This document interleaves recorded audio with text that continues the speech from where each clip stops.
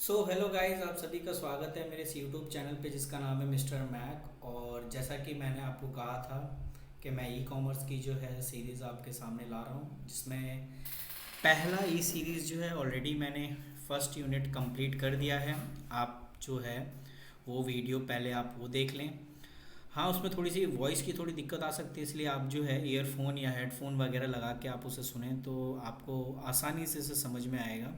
ठीक है, तो चलिए हम स्टार्ट करते हैं, देखते हैं आज का जो है क्या हमें पढ़ना है, किससे रिलेटेड है। चलिए देखते हैं। तो आज जो हमें प्रॉपर करना है वो है यूनिट सेकंड लेसन वन, जिसका नाम है ऑनलाइन बिजनेस ट्रांजैक्शंस। ठीक है, तो आज हम इसी के बारे में पढ़ेंगे, रैशनल ट्रांजेक्ट्स ट्रांजेक्टिंग ऑनलाइन। ठीक है, तो चलिए देखते हैं। आपको ये तो आपको पता ही है कि ऑनलाइन बिजनेस का मतलब क्या होता है। ठीक है, तो इसके बारे में मेरे को इतना कुछ बताने की ज़रूरत नहीं है। तो ये पूरी कहानी इसमें लिखी हुई है। मैं अगर आपको थोड़ा सा दो लाइन पढ़ा दूँ तो कोई दिक्कत नहीं है। कह रहा है ई बिज़नेस, या हम इसे ऑनलाइन बिजनेस कह सकते हैं। Transaction involve change in the organisation business and functional process with the application technology. ये लो जी, वो जो वर्ड मैं ढूंढ रहा था वो यहाँ पर मेंशन है। तो हम इसके थ्रू जो है हम पूरा प्रॉपर पढ़ते हैं। Philosophies and computing paradigms the new digital economy. Obviously यार, धीरे धीरे लोग जो है इंटरनेट का सहारा ले रहे हैं, तो अपने बिजनेस को ट्रांसफॉर्मेशन करने के लिए कहीं ना कहीं आपको ऑनलाइन बिजनेस जो है करना पड़ेगा। क्योंकि लोग अब जो है थोड़े से और एडवांस हो रहे हैं, तो हमें भी खुद को भी एडवांस होना पड़ेगा इसके रिगार्डिंग जो है। ये धीरे धीरे बिजनेस पे भी इसका इफ़ेक्ट पड़ रहा है। तो इसीलिए लोगों ने सोचा क्यों ना ऑनलाइन बिजनेस किया जाए, क्योंकि लोग इंटरनेट जो है 24 घंटे इंटरनेट पे ही रहते हैं, तो क्यों ना इसी को ही जो है एक तरीके से मीडियम बनाया जाए सेल परचेज का। ठीक है, तो इसमें कह रहा है include all aspect of e commerce. जितना भी ई कॉमर्स से रिलेटेड पॉइंट्स आते हैं, अब ई कॉमर्स क्या होता है आप फर्स्ट यूनिट में पढ़ोगे तो आपको समझ में आ जाएगा कि ई कॉमर्स क्या होता है। ठीक है, तो ये कह रहा है कि इसमें क्या होता है कि इसमें आपको include all aspect of e commerce with the help of e business solution. ठीक है, and the company have succeed developing there technology and increase their turnover. बिल्कुल, चलिए मैं आपको एक एग्जांपल देता हूँ कि कैसे एक कंपनी जो है अपनी इंक्रीमेंट को बढ़ाती है। अगर मेरे पास कोई मेरी दुकान है और मेरे पास अगर कोई सामान खरीदने आ रहा है, तो वो भी सामान प्रॉपर बिक ही रहा है।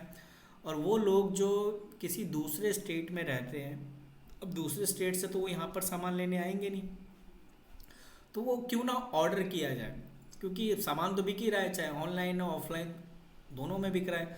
तो इससे मेरा जो टर्नओवर है वो भी बढ़ रहा है, क्योंकि पहले अगर मेरा ऑनलाइन बिजनेस नहीं था तो मैं पूरा का पूरा फिजिकली सामान बेचता था, जितना मेरा बिक रहा था कि एक दिन की एक महीने की कमाई वॉट एवर, और वो सारी फिजिकल थी कि लोग मेरे पास आ रहे थे और जो है सामान खरीदे थे। अब क्या है, ऑनलाइन है, तो ऑनलाइन मतलब उनके घर पे भी डिलीवर कर रहा हूँ मैं।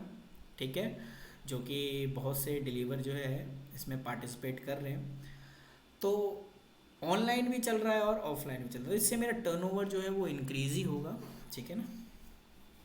तो इसमें और कौन कौन से हैं? अब तो इसमें कह रहा है जो ई कॉमर्स है उसमें किस टाइप के फॉलोइंग्स है। पहला बिजनेस टू कंज्यूमर, जिसे मैंने बी टू सी बोला। एक है business to business, B to B, and consumer to consumer and business to consumer. ये सारे पॉइंट्स ऑलरेडी मैंने जो है पहले यूनिट में डिस्क्राइब कर रखा है क्या होता है, कि आप उस पर ज़रूर देख लेना, आपको उसमें पता चल जाएगा। ये है बिजनेस टू गवर्नमेंट। ठीक है, ओके, और लास्ट है आपका बिजनेस टू कंज्यूमर। सर वो हर एक के बारे में प्रॉपर यहाँ मेंशन भी कर रखा है कि बिजनेस टू कंज्यूमर का मतलब है when conducting business over the internet there are several different transaction और business model exist within the world of e business. ठीक है, तो बिजनेस टू कंज्यूमर का मतलब सिंपल सा ये है कि अब जो है इंटरनेट के माध्यम से हम वर्ल्ड वाइड कहीं पे भी आप जो है सामान सेल कर सकते हो, अपने कस्टमर बढ़ा सकते हो B2C के ज़रिए, ठीक है। ओके, तो इसमें क्या क्या चीज़ें होती हैं, यानी B2C में क्या है, बिजनेस टू कंज्यूमर जो है इसमें, या कस्टमर कुछ भी बोलो, apply to any business and organisation that sells the product and service to the consumer over the internet is on use, ठीक है। मैंने अभी आपको कहा कि इंटरनेट ने कितना ज़्यादा इजी कर दिया है हर चीज़ को, इतना इजी जो है पहले नहीं था, ठीक है। लोग फिज़िकली जाते थे सामान खरीदने, अब तो ऑनलाइन है भाई, डिलीवर घर पे होगा। तो उसी से रिलेटेड ये पूरे पॉइंट्स यहाँ पर मेंशन कर रखे हैं, और ये ऑलरेडी मैंने पहले यूनिट में बता रखा है, तो आप चाहिए तो वहाँ पर आप देख सकते हैं। हम अपने मेन पॉइंट्स पे आते हैं। हाँ, तो ये क्या लिखा है, e commerce application in various industries like a bank, insurance, payment of utility bills and other. तो ई कॉमर्स सिर्फ एक पर्टिकुलर चीज़ के लिए नहीं है कि ये सिर्फ बैंकिंग के लिए ही है ई कॉमर्स, या सिर्फ प्रोडक्ट सेल करने के लिए, नहीं। इसका आप जिस टाइप का भी आपका बिजनेस हो, ई कॉमर्स सबके लिए हेल्पफुल है, सबके लिए ई कॉमर्स हेल्पफुल है। तो देखते हैं क्या मेजर एक्टिविटी होती है B2C में। तो ये देखो, आपसे पूछ लेगा मीनिंग के रिगार्डिंग ये B2C में क्या है। तो कह रहा है major activities of B2C, there are various kind of activity involve. तो क्या क्या इन्वॉल्व है, सबसे पहले ऑर्डर होता है, ये आपका ऑर्डर है, ये ऑर्डर हो गया। ऑर्डरिंग जो है B2C के ज़रिए है, ठीक है।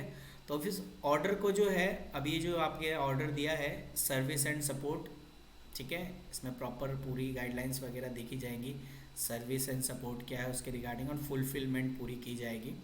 फिर जब आप सारी चीज़ें देख लोगे कि आपने क्या प्रोडक्ट लेना है, किसके रिगार्डिंग, उसके क्या टर्म्स एंड कंडीशन है, सारी चीज़ें जब आप पढ़ लोगे, तो फिर आप उसकी करोगे पेमेंट। अब पेमेंट के लिए भी आपको ऑप्शन दिए जाएंगे कि आप क्रेडिट कार्ड से पेमेंट करें या चेक डिजिटल से आप कर सकते हैं, यानी डेबिट कार्ड से कर सकते हैं।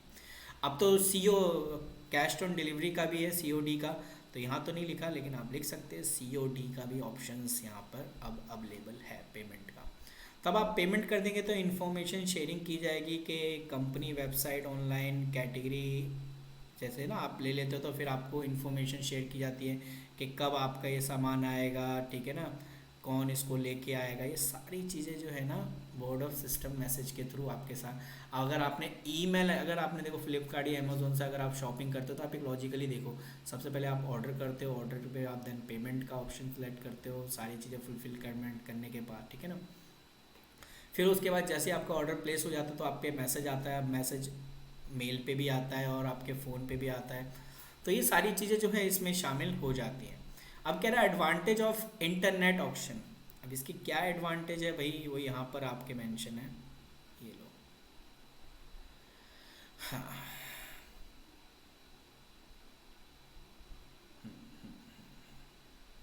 तो ये आपके पास कुछ पॉइंट्स हैं, आप जो है ये आप देख सकते हो कि बैंकिंग भी इसमें कुछ ज़्यादा सपोर्ट करती है। बिल्कुल बैंकिंग का तो मेन रोल है, अगर आप बैंकिंग का क्यों ना इसमें रोल हो।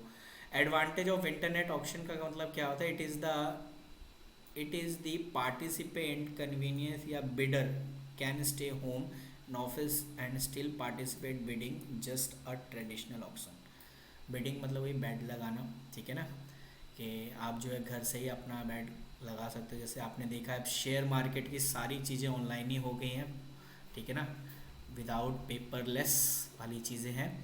तो ये सारी चीज़ें क्या है, इससे आराम से आप जो ट्रेडिशनल में ऐसा नहीं था। ट्रेडिशनल में तो कहीं ना कहीं आपको पता ही, आपको वहाँ जाके और फिर कहते हैं ना ऑक्शन, जैसे हम प्रॉपर्टी खरीदने जाते हैं कि प्रॉपर्टी खरीदने गए या ऑक्शन में होता है तो पहले आपको बुलाया जाता है, चेयर लगी थी है, कुर्सियाँ वगैरह लगी, पानी वानी पूछा जाता है, और फिर उसके बाद एक बंदा आता है और फिर कहता है ये प्रॉपर्टी। मूवी में आपने देखा होगा यार कि प्रॉपर्टी के ऑक्शन में कि पहले सरकारी बोली से स्टार्ट होती है, उसके बाद बोली बढ़ाई जाती है। तो वो ट्रेडिशनल था। अब ऑनलाइन बैठे, घर पे बैठे आप देख रहे हो कि क्या ऑप्शन है और आप अपने अकॉर्डिंग सीख सकते हो, ठीक है। तो ये बहुत ही ज़्यादा कन्वीनियंट है। Bidder find the more good mean option then flexible, ठीक है ना। और इसमें आपका टाइम जो है वो भी बचेगा, ठीक है ना। तो ये सारी चीज़ें जो है, ये सारी चीज़ें आपका इसमें पॉसिबल है। अब बैंकिंग का क्या रोल है इसमें देख लो। बैंकिंग का मैंने क्या कहा था, बैंकिंग का तो मेन रोल आ जाता ही है इसमें कि भाई पैसा ही ना मिले तो फिर दिक्कत तो आ ही जाएगी। तो transfer of money from one bank to another bank various method. एक तो है निफ्ट, अलग से शॉर्ट नोट पूछ सकता है निफ्ट का क्या मतलब होता है। तो निफ्ट का वैसे स्टैंड फॉर्म होता है नेशनल इलेक्ट्रॉनिक फंड ट्रांसफ़र, ठीक है, ये इसकी फुल फॉर्म है। Fund are transfer to the credit amount with the other participate bank using RBI NEFT service, RBI Act service provider transfer credit to the other bank। सही बात है भाई कि आप जो भी अमाउंट, जैसे अगर आपने कोई ऑर्डर किया है और अगर आपने जो है कोई भी अमाउंट ट्रांसफ़र करो तो आप निफ्ट के ज़रिए ही आप कर सकते हो, नेशनल इलेक्ट्रॉनिक फंड ट्रांसफ़र, ठीक है, इसके थ्रू ही आप कर सकते हो। एक है RTGS, ये बैंकिंग के ही पार्ट है, ठीक है ना। ये बैंकिंग ऑनलाइन किस तरीके से बैंकिंग पार्टिसिपेट करता है ये देख लो। RTGS stand for real time gross settlement. The RTGS system facilitate transfer fund from account in one bank to another bank real time. Obviously यार, अगर किसी को ज़रूरत है, सपोज करो कोई आपको सामान बेच रहा है, उसको पैसों की ज़रूरत है तभी तो वो बेच रहा है।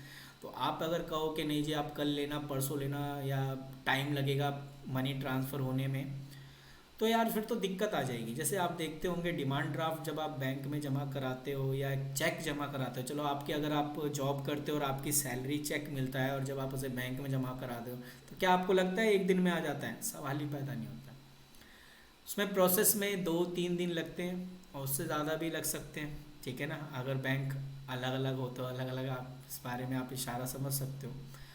तो इसमें टाइम लगता है, लेकिन RTGS क्या है कि जिस समय आपने सामान खरीदा उसी समय आपकी जो है बैंक में अकाउंट में रियल टाइम में पैसे आ गए। तो ये जो है RTGS का एक कॉन्सेप्ट था, ठीक है। तो आपको ये समझ में आया? चलिए, तो ये fastest possible internet bank money transfer to through the secure banking channel of India. Obviously secure होना तो बहुत ज़रूरी है। तो पेमेंट इंश्योरेंस इंस्टॉलमेंट, या आप जो कह सकते हैं पेमेंट जो है of insurance installment, payment utility bill and other can be easily doing using various method, जैसे डेबिट कार्ड, क्रेडिट कार्ड, अब तो UPI आ गया, पेटीएम है, मोवीविक है, जियो है, कैश ऑन डिलीवरी तो चलती रहती है यार, ये तो फंडामेंटली है। नेफ्ट हो गया और RTGS हो गया। तो ये कुछ पॉइंट्स आपके सामने हैं जो मज़े मज़े में आप जो है ऑर्डर कर सकते हो, और ये सारे ऑप्शंस आपके पास होते हैं, और आपके पास इनमें से तो कुछ तो आपके पास होगा, नहीं है तो कैश तो होगा यार।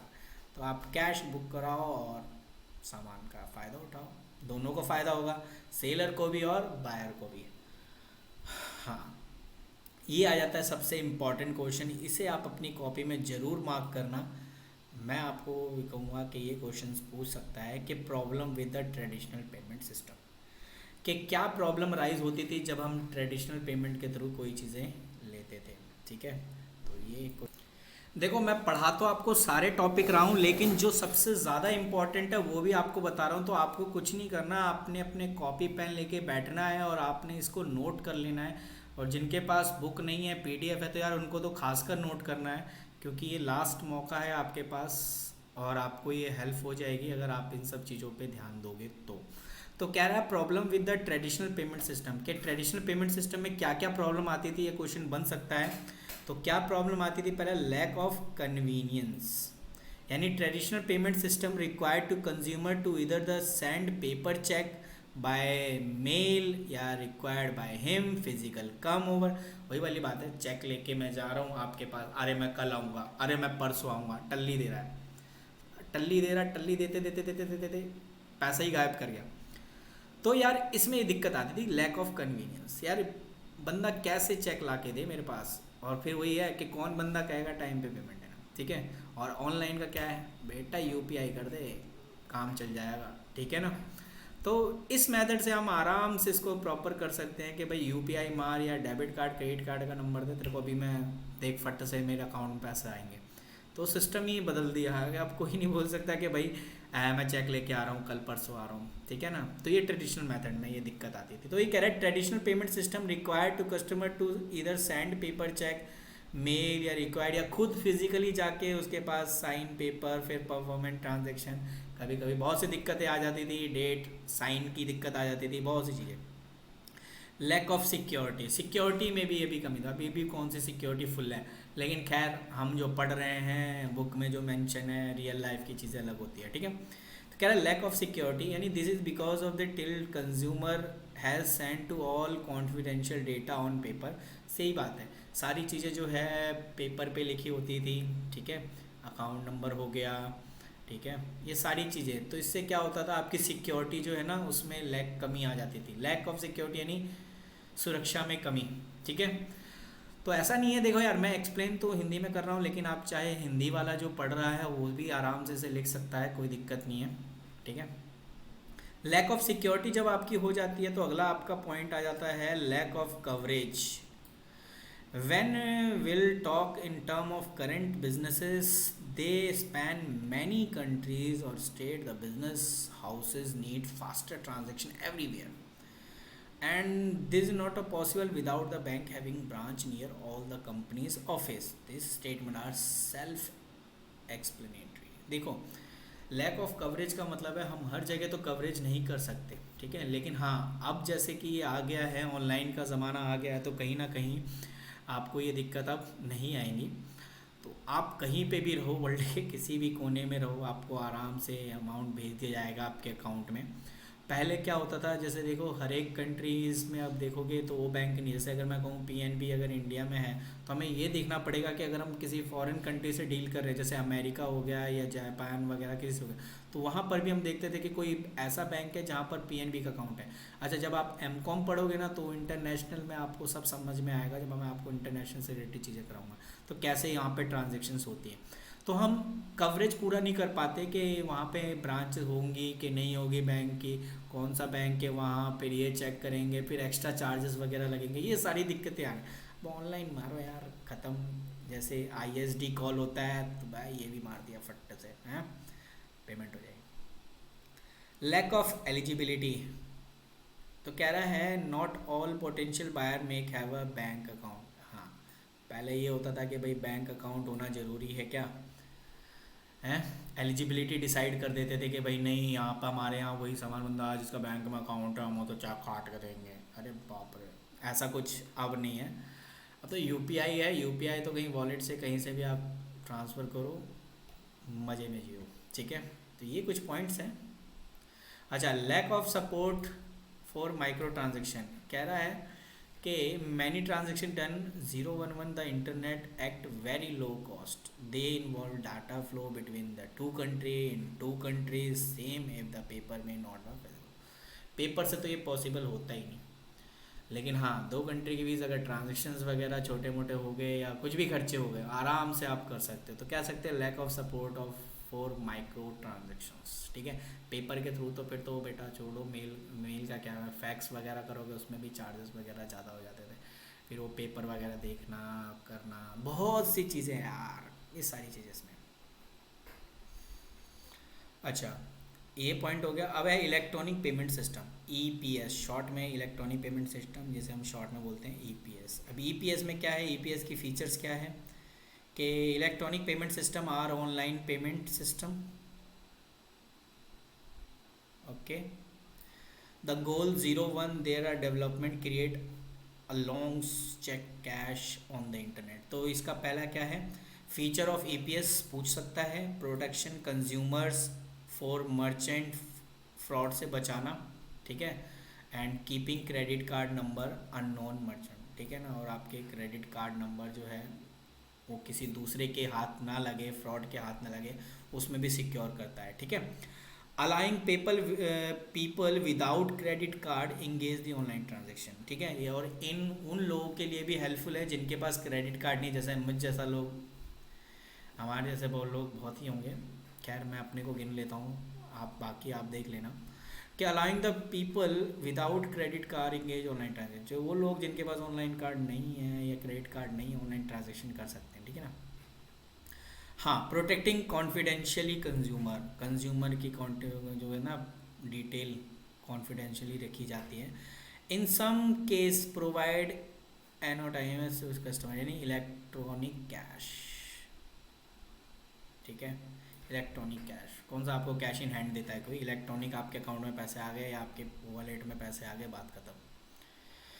तो टाइप्स ऑफ, अच्छा इसमें ये हो गया, चलिए बढ़िया है। अब है टाइप ऑफ इलेक्ट्रॉनिक पेमेंट। अरे कितनी चैप्टर रह गए हैं। तो type of electronic payment system, कितने टाइप्स की इलेक्ट्रॉनिक पेमेंट सिस्टम होती है? तो एक है इलेक्ट्रॉनिक टोकन्स। तो क्या है भाई ये इलेक्ट्रॉनिक टोकन्स, जरा देखें। तो ये देखो यहाँ लिखा है they are where kind of electronic transactions like a electronic token, e cash, cash सुना था, ई कैश भी है, ई चेक भी है ऑनलाइन। और ये कौन किसके थ्रू हुआ है? टेक्नोलॉजी एक्ट 2000 के रिगार्डिंग हुआ है। ठीक है, आप इसे पढ़ लेना। तो सबसे पहले बात करते हैं इलेक्ट्रॉनिक टोकन क्या होता है। An electronic token is the digital along the carriers form of the payment backed by the bank और फाइनेंशियल इंस्टीट्यूशन। ठीक है ना, इसे बैंक और फाइनेंशियल इंस्टीट्यूशन के द्वारा किए जाते हैं। और ये दो टाइप के होते हैं, एक होता है रियल टाइम टोकन यानी prepaid token. These are exchanged between the buyer and seller. Their user prepaid token, they serve as a currency and transaction are settled with the exchange of these token. ठीक है, then example of these are DG cash and debit card. तो debit card से जैसे ना कि आपके ना कि रियल टाइम, यानी जैसे आपने सामान खरीदा उसी समय आपने पेमेंट कर दिया, तो ये आपका real time token. Post paid token का मतलब होता है, पोस्ट पेड टोकन का मतलब होता है these are use with the fund transfer instruction between the buyer and seller. ये भाई तभी होगा जब बायर और सेलर के इंस्ट्रक्शन पे बात होगी, जैसे इलेक्ट्रॉनिक चेक हो गया एंड क्रेडिट कार्ड डेटा हो गया। ठीक है ना, ये आपसे इंस्ट्रक्शन, आप बोलोगे यार इंस्ट्रक्शन कैसे मांगते हैं? क्यों नहीं मांगते यार? अगर आपने देखा होगा इंस्ट्रक्शन में कि आपके पास यूपीआई कोड आता है, सॉरी सिक्योरिटी कोड जो आता है आपका, पिन कोड, वो आपसे मांगा जाता है। ठीक है ना, तो ये सारी चीज़ें आप एक, और आपको ये वन टाइम ही होता है ओटीपी जिसे हम बोलते हैं नॉर्मली ओटीपी। तो ये आप ओटीपी अगर आप उसमें डाल रहे हो तो इसका मतलब आप अपनी कंफर्मेशन ही तो दे रहे हो, और क्या दे रहे हो? इंस्ट्रक्शन ही तो दे रहे हो, है ना। तो ये, और ये है दूसरा पॉइंट है इलेक्ट्रॉनिक डिजिटल कैश। तो इलेक्ट्रॉनिक डिजिटल कैश का मतलब है ये एक तरीके का लीगल टेंडर है जिसे पेई इसे ले लेता है। ठीक है, it is a negotiable call he give the trade someone else and bear instrument like a position proof ownership and it can help and use any one and even those without bank certificate. इसमें किसी bank certificate की ज़रूरत नहीं पड़ती है। तो these combine computerized convenience with the security and privacy improve upon cash paper। Cash paper को improve किया गया है। Cash is the still dominant form of payment as the consumer still mister the bank and non-cash transaction in freely। the additional negative real internet पढ़ लेना यार इसे थोड़ा सा, ये वही है पूरी कहानी। ठीक है ना, इलेक्ट्रॉनिक डिजिटल कैश में ये जो फॉर्म जो है आपका दूसरे फॉर्म में कन्वर्ट कर दिया गया। ठीक है ना, ओके। अब प्रॉपर्टी ऑफ डिजिटल कैश, ये इतना ज़्यादा कुछ खास नहीं है, इसे छोड़ो। इलेक्ट्रॉनिक चेक, इलेक्ट्रॉनिक चेक के थ्रू भी जो है आप पेमेंट कर सकते हो। ठीक है, बेनिफिट रहने दो। क्रेडिट कार्ड, आपने क्रेडिट कार्ड तो नाम सुना ही होगा। क्रेडिट कार्ड क्या होता है? चलो मैं आपको नॉर्मली बता दूं डेबिट कार्ड और क्रेडिट कार्ड में क्या फ़र्क होता है। क्रेडिट कार्ड होता है कि आपको एक लोन टाइप में एक, और याद रखना ये लोन जो होता है ये शॉर्ट टर्म लोन होता है, क्योंकि अकाउंटेंट्स वाले बच्चे हो तो आपको मैं प्रॉपर कहूँ, ये शॉर्ट टर्म लोन होता है। अब ये 1 महीने का हो सकता है, 6 महीने का हो सकता है, 1 साल के अंदर अंदर का हो सकता है। ठीक है, तो ये जो होता है क्या होता है, सपोज़ करो मैं एक कस्टमर ही हूँ, मेरे पास पैसे नहीं है कोई सामान खरीदने के। तो बैंक क्या कहता है, कहता है देख भाई अभी तेरे को ज़रूरत है ना, तो ये ले, मैं तेरे को ये क्रेडिट कार्ड दे रहा हूँ, इसमें लिमिट दे रहा हूँ 10,000, यानी ये 10,000 तक तो इस महीने खर्च कर सकता है। और जैसे ही तेरे पास सैलरी आए, क्योंकि सीधी सी बात है यार, किसी की सैलरी तभी आएगी और जब भी वो खर्च करेगा। और अगर मेरे को अभी इंपॉर्टेंट काम करना है या कुछ खरीदना है, शॉपिंग वॉपिंग, वाइफ को ये दिलाना है वो दिलाना है, कुछ भी करना है करे, तो उस चीज़ में क्या होगा कि मेरे पास पैसे नहीं है, तो बैंक कहती है अरे पैसे नहीं है, अरे मैं हूँ, मैं बैठा हूँ भाई, मैं तुझे करके दूंगा। क्या करके दूंगा? ये ले बेटा क्रेडिट कार्ड, 10,000 रुपया है, अगले महीने भर दियो, ठीक है, जब सैलरी आएगी, लिमिट है, उड़ाता जा, अपने दोस्तों को भी शॉपिंग कर दियो। तो ये क्रेडिट कार्ड उसी से रिलेटेड होता है कि इसमें आपके पास जब पैसे नहीं होते तो बैंक आपको एक कार्ड में लिमिट डाल के दे देता है और इसकी पेमेंट आप बाद में करते हो। ये होता है क्रेडिट कार्ड, ठीक है। तो पढ़ लेना यार, इसके बारे में पूरी डिटेल मेंशन है। क्रेडिट कार्ड कैसे वर्क करता है वही मैंने अभी आपको बता दिया। इसमें आईडी, मर्चेंट आईडी होती है, सीवीवी भी होती है इसमें, और पिन कोड वगैरह टाइप का डालना पड़ता है, ठीक है। और खैर आपको ये सब चीज़ें पता नहीं है तो एक बार इसे पढ़ लेना दोस्त, तो आपको क्लियर हो जाएगा। ये है डेबिट कार्ड।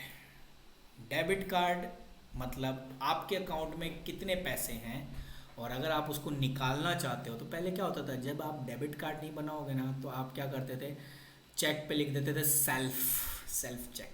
तो क्या होता था, बैंक में गए, सेल्फ चेक को लेके उसने ठप्पा उप्पा मारा, साइन वाइन चेक किया और फिर कहा हाँ आपको पैसा निकालना है, ये लीजिए 2,000 रुपया है, लीजिए 2,000 रुपया। तो मैं चेक के थ्रू पैसे पहले निकालता था, सेल्फ चेक उसे कहते थे। अब क्या है, मैं हर समय तो सेल्फ चेक, अब बैंक के साला हर जगह तो जा नहीं सकता, मैं करूँ तो करूँ क्या फिर। तो उस केस में मैंने डेबिट कार्ड बना लिया, जो भी 150-200 रुपये लगे, डेबिट कार्ड मैंने बना लिया। भाई मेरा पैसा बैंक में मैं ही निकालने में अगर मेरे को रिस्ट्रिक्शन लगा दिया है तो फिर मैं ऐसे चीज़ों का फ़ायदा क्या, फिर तो मैं बैंक में पैसा ही ना जमा करूँ। तो मैंने डेबिट कार्ड बना लिया, और बस फिर क्या दिक्कत थी, जब भी मेरे को पैसे निकालना हो अपने अकाउंट से, मेरे पैसे मेरे अकाउंट से निकालना हो, किसी भी एटीएम पे जाओ, कार्ड डाला, नंबर डाला, निकल गया। इस पे कोई इंटरेस्ट नहीं होता नॉर्मली अगर देखा जाए। हाँ अगर आप दूसरे बैंक से ट्रांजेक्शन्स कर रहे हो, जैसे मेरा पीएनबी में है लेकिन मेरे को आईसीआईसीआई का बैंक मिला, वहाँ से अगर मैंने एटीएम से पैसे निकाल तो चार्जेस होते हैं, 2 या 3 लिमिट का होता है जो भी है, ठीक है ना, उसके हिसाब से ही। तो इस तरीके से हम कह सकते हैं, ठीक है ना। तो डेबिट कार्ड का मतलब है मैं अपने पैसे को निकाल रहा हूँ जो बैंक में जमा है, ठीक है। और credit card as a short term loan होता है, ठीक है। चलिए बढ़िया, कहानी बहुत अच्छी है और आप पढ़ लेना। अ, ये कुछ पॉइंट है, ये आपने देखा होगा एटीएम में, ठीक है ना, कार्ड रीडर, यहाँ पे पूरी इन्फॉर्मेशन आती रहेगी। रिसिप्ट प्रिंटर, यहाँ से आपने जितने पैसे निकाले होंगे उसकी प्रिंटर निकलता है, और ऑडियो पोर्ट होता है इसमें, और ये कैश ऑप्शन जहाँ से आपको कैश निकलता है, ठीक है। तो ये कुछ कहानी है, आप इसे नॉर्मल पढ़ सकते हो, और इसमें कुछ ऐसी चीज़ें नहीं जो मेरे को आपको बताना पड़े। एडवांटेज ऑफ इलेक्ट्रॉनिक पेमेंट की क्या एडवांटेज है? पहला, decrease the technology cost, yes, cost आपकी रिड्यूस हो जाती है। दूसरा है reducing the operational and processing cost, ये फालतू के जो खर्चे होते हैं प्रोसेसिंग वगैरह के, उस खर्चे से भी रिड्यूस हो जाता है। रिड्यूस हो रहा है, ख़त्म नहीं होगा, रिड्यूस हो रहा है, कि जहाँ 10 रुपये लगते थे वहाँ 5 रुपये 7 रुपये लग रहे हैं, तो रिड्यूस हो रहा है। इंक्रीजिंग ऑनलाइन कॉमर्स, बिल्कुल, और लेकिन वही वाली बात है, ग्राहक तो ज़्यादा बन रहे हैं, होने दो। तो इंक्रीजिंग ऑनलाइन कॉमर्स, ठीक है ना, चाहे शॉपर के लिए हो, शॉपिंग कार्ट और इसके, यानी आप घर में बैठे हो, एक शॉपर है जो सामान खरीदने वाला घर से है, ई कॉमर्स वेबसाइट पे गया जैसे फ्लिपकार्ट, अमेज़ोन, ये सारी चीज़ों पे जाके शॉपिंग कार्ट से अपना ख़रीद रहा है और वो उसे पेमेंट कर रहा है, पेमेंट के बाद आपके बैंक से कट रहे हैं पैसे और आपके पास सामान आ जा रहा है। हाँ मैंने क्या कहा, हर एक चीज़ की कुछ प्रॉब्लम होती है, तो भैया ये प्रॉब्लम यहाँ दी हुई है, ठीक है। पहला है कि यहाँ पर problem of implementing APS, APS को इम्प्लीमेंट करने के लिए क्या क्या प्रॉब्लम आती है। रिस्क भी है, क्योंकि कहीं ना कहीं मैंने अभी आपको क्या कहा था, बहुत से रिस्क आते हैं। ये है आपका रिस्क, पैरा ऑपरेशनल रिस्क, ऑपरेशनल रिस्क में ये अराइज होता है कि potential for loss due to significant deficiency system reliable integrity security के रिगार्डिंग भी होता है कभी कभी, क्योंकि क्या होता है सपोज करो इसके लिए हमें प्रॉपर सीखना पड़ता है, और अगर हमने नहीं सीखा है तो दिक्कत आ जाती है। ठीक है, जैसे सपोज करो वही वाली बात है कि मैं मेरे को अगर चलाना ना आता हो, पेमेंट में मैंने पेमेंट में कुछ भी अमाउंट डाल दिया तो इससे क्या होगा, मेरा ही नुकसान हो गया। या मुझे पता नहीं है कि कैसे पेमेंट होती है, सामने वाला मेरे को ऐसा स्क्रीनशॉट दे के दिखा के चला गया, देखो सर हो गया पेमेंट, हाँ जी बढ़िया हो गया डन है, ऐसे बोल के चला गया। अब भाई हम तो यहाँ पछता रहे हैं। तो ऐसी कुछ चीज़ें होती हैं। क्रेडिट रिस्क भी हो सकता है। Credit risk risk are the counter party will not settle obligation full value. कभी कभी सामने वाला बंदा फुल वैल्यू नहीं कर पा रहा है, दे पा रहा है, ठीक है ना, तो इसमें भी दिक्कत हो सकती है। ओके, लीगल रिस्क भी होते हैं कई। लीगल रिस्क में आता है non conference with the law rules regulation prescribe, क्योंकि कभी कभी लीगल रिस्क में आजकल साइबर क्राइम तो हद से ज़्यादा हो गया है, तो उसमें कहीं ना कहीं छोटी छोटी चीज़ों को अगर हम ध्यान ना देना तो वो भी इसमें शामिल हो जाता है। ठीक है, तो ये सारी चीज़ें हैं, आप इन चीज़ों को पढ़ सकते हो। बाकी देखते हैं, और इसमें कुछ ज़्यादा नहीं है।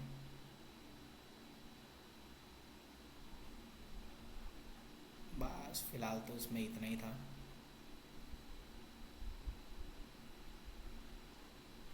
तो आज का हम इतना ही ख़त्म करते हैं, और कुछ है नहीं, ये चैप्टर ख़त्म है आपका।